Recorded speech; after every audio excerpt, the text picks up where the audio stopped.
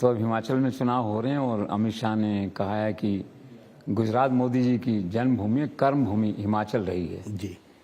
तो क्या लगता है? देखिए, मोदी जी जब महामंत्री बने तो उनको पहला असाइनमेंट जो उन्होंने लिया वो हिमाचल नॉर्थ इंडिया का था।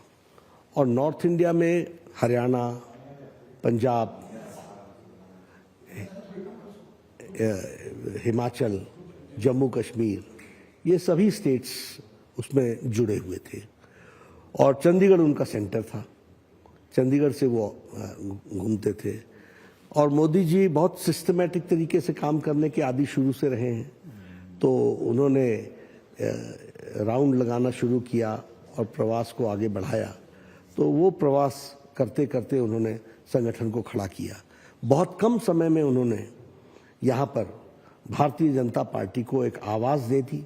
बहुत कम समय में उन्होंने भारतीय जनता पार्टी एक मजबूत पार्टी के रूप में खड़ा करने में उनका बड़ा योगदान रहा। तो काफ़ी इंटरेक्शन रहता होगा उस समय, मोदी जी से मिलना रहता होगा। मैं उस समय विपक्ष का नेता था और वैसे मोदी जी के साथ मेरा संपर्क इस प्रकार से रहा कि जब मैं युवा मोर्चा का राष्ट्रीय अध्यक्ष था तो दिल्ली में था और उस समय वो राष्ट्रीय मंत्री और बाद में राष्ट्रीय महामंत्री तुरंत बन गए थे।